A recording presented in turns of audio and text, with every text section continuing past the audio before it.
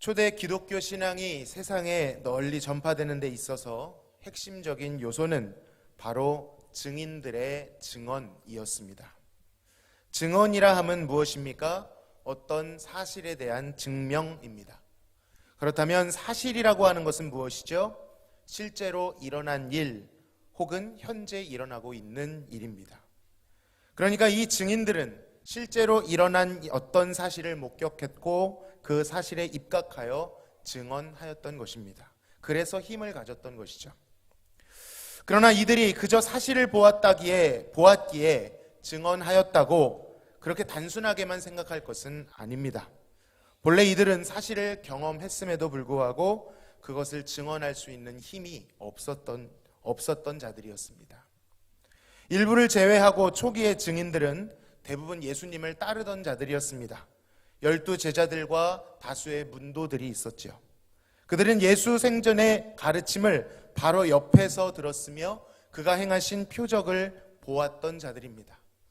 무엇보다 예수님께서 장차 어떻게 되실 것인지에 대한 그 핵심적인 고난과 부활에 대한 메시지를 들었던 자들이었죠. 자, 그런데 어떻게 되었습니까? 자칭 제자들이라고 하던 자들은 애초에 자신의 죽음을 가리켜 말씀하실 때부터 그 말씀이 듣기 어려워 떨어져 나갔고요. 선별된 12 제자들도 대부분 그 일이 터지자 도망갔고 그중 수제자라고 불리던 자는 예수님을 증언하기는커녕 3번이나 주님을 부인하고 저주까지 했습니다. 나는 모르오, 나와 상관이 없소 라고 저주했던 것이죠. 그러니까 사실을 목도했다고 다 증언하는 것은 아니다라는 말씀입니다. 이들이 증인이 되기까지는 무언가 특별한 작용이 있었습니다. 정말 이상한 일이었습니다. 예수님의 죽음 직후에 문을 꽁꽁 걸어 잠그고 숨어 있었던 제자들이었는데 그 제자들이 세상 밖으로 나오기 시작합니다. 예수님께서 체포되어 가시던 발치를 비굴하게 쫓아가다가 한 여종에게 자신의 정체가 들키게 되자 그를 부인했던 베드로였는데 이제는 수천 명의 사람 앞에서 자신의 정체성을 드러내고 예수 그리스도를 증언하는 자가 되었습니다.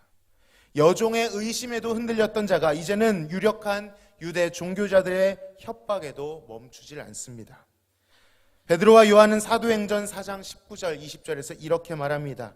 하나님 앞에서 너희 말을 듣는 것이 하나님의 말씀을 듣는 것보다 옳은가 판단하라. 우리는 보고 들은 것을 말하지 않을 수 없다. 그가 보고 들은 것을 이제는 막을 길이 없는 것이죠. 그래도 이 베드로의 각성은 본래 그리스도를 따랐던 자이기 때문에 어느 정도 이해는 갑니다. 더 이상한 것은요, 이들의 반대편에 있었던 자 사울의 경우입니다. 그는 바리새인의 열심을 가지고 그리스도인들을 유대 전통에 해가 된다고 판단하고 박해의 최전선에 있었던 자였습니다. 그랬던 그가 완전히 바뀌어 이제는 그리스도를 박해하는 자가 아닌 그리스도로 인하여 박해를 기뻐하는 사도가 되었습니다. 과연 이들에게는 무슨 일이 있었길래 무엇으로 인해 담대한 증인이 되었던 것일까요? 첫 번째는 부활의 능력이었습니다.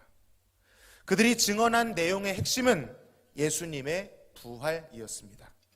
물론 예수님 생전에도 죽음과 그 영광에 대하여 언급하신 적이 있었습니다. 그럼에도 불구하고 제자들은 더디 믿음으로 실족하였습니다. 그런데 놀라운 것은 그들이 그렇게 더디 믿는 것까지도 예수님의 예언 안에 있었던 것이었습니다. 예수님께서는 예수님에 대한 충성심을 과신하고 있던 베드로에게 그가 예수님을 장차 부인할 것을 미리 일러주셨습니다. 그러나 부활하신 예수님께서 약속대로 다시 베드로에게 찾아오시고 그를 세우실 것을, 그리고 이제는 베드로가 이전에는 자신의 뜻대로 다녔지만 앞으로는 주님의 뜻대로 그 팔을 띠띠울 것을, 주님을 따라갈 것을 미리 말씀하여 주셨습니다. 바울 역시 이런 경험이 있었습니다. 바울은 고린도전서 15장에서 이렇게 증언합니다. 조금 길지만 제가 읽어드립니다. 내가 받은 것을 먼저 너희에게 전하였노니 이는 성경대로 그리스도께서 우리 죄를 위하여 죽으시고 장사 지낸 바 되셨다가 성경대로 사흘 만에 다시 살아나사 게바에게 보이시고 후에 12 제자에게와 그 후에 500여 형제에게 일시에 보이셨나니 그 중에 지금까지 대다수는 살아있고 어떤 사람은 잠들었으며 그 후에 야고보에게 보이셨으며 그 후에 모든 사도에게와 자 여기부터 같이 읽습니다. 맨 나중에 만삭되지 못하여 난 자 같은 내게도 보이셨느니라. 나는 사도 중에 가장 작은 자라. 나는 하나님의 교회를 박해하였으므로 사도라 칭함받기를 감당하지 못할 자라. 그러나 내가 나된 것은 하나님의 은혜로 된 것이니 내게 주신 그의 은혜가 헛되지 아니하며 내가 모든 사도보다 더 많이 수고하였으나 내가 한 것이 아니요 오직 나와 함께 하신 하나님의 은혜로라. 그러므로 나나 그들이나 이같이 전파하매 너희도 이같이 믿었느니라. 아멘. 기세가 등등하여 그리스도인들을 체포하러 가던 그가 다메섹 도상에서 부활하신 예수님을 만났습니다. 환상이 아닙니다. 살아계신 그리스도를 만났습니다. 살아계신 예수님의 음성을 들었습니다. 그리고 예수님께서 스스로 살아계심을 자신의 부활을 증언하시는 그 음성으로 인하여 그의 마음이 진동하였고 그가 완전히 발칵 뒤집어지게 됩니다. 이와 같이 베드로의 각성과 바울의 회심이 가능했던 이유, 매우 강렬하고 충격적인 그 원인은 예수님의 부활이고 그 예수님의 부활을 스스로 증언하셨던 예수님 덕분인 것입니다. 예수님이 최초의 증언자가 되셨습니다. 자신을 직접 증언하여 주셨습니다. 두려워 떨고 있는 제자들에게 살아계신 그분이 찾아오셔서 살아계신 증언을 해주신 것입니다. 바울은 로마서 1장 4절에서 예수 그리스도가 부활의 능력으로 하나님의 아들로 선포됐다 이렇게 선포합니다. 부활이 능력이라고 고백합니다. 단순히 바울이 어떤 사실을 보고 그대로 그 본 것을 증언한 정도가 아니라 죽으시고 부활하신 그 실체, 살아계신 예수가 부활의 능력으로 바울을 찾아오신 것입니다. 실제로 찾아오신 것입니다. 그가 친히 자신의 부활을 증언해 주신 것입니다. 자신이 그리스도이심을 증언하여 주신 것이죠. 바로 이 증언에 의하여 바울도 예수 그리스도를 보게 되었고 믿게 되었습니다. 그로 인하여 바울도 예수님을 증거하는 자가 되었던 것입니다. 두 번째도 이 부활의 능력과 맞닿아 있는 것인데 그것은 바로 성령의 능력이었습니다. 부활을 목격한 자들이 있었습니다. 12 제자, 500여 형제, 다수가 있었습니다. 그러나 그럼에도 불구하고 예수님께서는 너희가 보았으니 바로 나아가 이것을 증거하라 그렇게 말씀하지 않으셨습니다. 왜냐하면 예수님은 일정 기간 부활의 몸으로 부활체로 그들과 함께 하셨지만 이제 다시 약속대로 기약대로 아버지의 우편으로 올라가게 되시기 때문입니다. 예수님은 오히려 이들에게 예루살렘을 떠나지 말고 내게서 들은 바를 그 아버지께서 약속하신 성령의 세례를 기다리라 이렇게 분부하셨습니다. 그리고 오늘의 본문 오직 성령이 너희에게 임하시면 너희가 권능을 받고 예루살렘과 온 유대와 사마리아와 땅끝까지 이르러 마침내 무엇이 된다고 하십니까? 증인이 될 것이다 라고 말씀하십니다. 단순히 보았기 때문에 증거하는 것이 아닙니다. 부활의 능력을 덧입을 때에 살아계신 예수 그리스도를 만날 때에 그리고 그가 보내신 성령의 능력을 덧입을 때 그 권능으로 말미암아 증인이 되는 줄로 믿습니다. 그러니까 부활과 성령은 증인들의 근간이 되는 것입니다. 단순한 팩트를 전하는 자들이 아니라 그래야만 진리를 전하는 자들이 되어질 수 있는 것입니다. 오늘날 이 부활에 대한 다양한 접근법들이 있습니다. 이성적으로, 상식적으로, 문화적으로 변증을 통해서 지성인들의 어떠한 오해를 풀어보고자 하는 시도들이 있습니다. 물론 귀한 시도입니다. 필요한 시도입니다. 우리 안에 있는 부활에 대한 인식의 장애물들을 제거해 주기도 하죠. 그러나 부활을 믿고 그 부활을 증거하는 데 있어의 핵심적인 능력은 오직 성령의 능력인 줄로 믿습니다. 성령을 덧입어야만 합니다. 육적인 분석으로 되는 것이 아니라 우리에겐 없는 그 능력, 하늘로부터 강림하신 성령의 능력이 우리 안에 임해야만 되는 것입니다.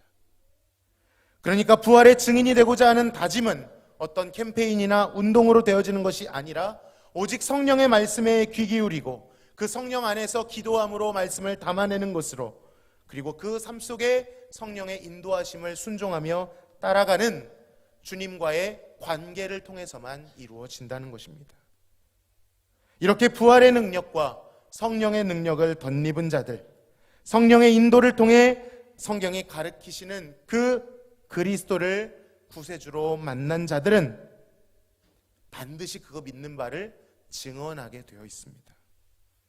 그 증언이 어찌나 확실했던지 히브리서 11장에서는 다양한 모습으로 그 믿음을 증언합니다. 나라들을 이기기도 하고요, 의를 행하기도 합니다. 약속을 받고 사자들의 입을 막기도 합니다. 뿐만 아니라 어떤 이들은 자기의 죽은 자들을 부활로 받아들이기도 하며 더 좋은 부활을 믿기 때문에 심한 고난을 받되 구차히 풀려나기를 원하지 아니하였다라고 증언하죠. 유리하며 궁핍하며 환난과 학대를 받았음에도 불구하고 더 큰 부활을 믿고 그 부활을 증언하였다는 것입니다. 그리고 이러한 사람들을 성경은 세상이 감당하지 못한다라고 말씀합니다. 사랑하는 성도 여러분, 오늘날 우리는 어떠합니까?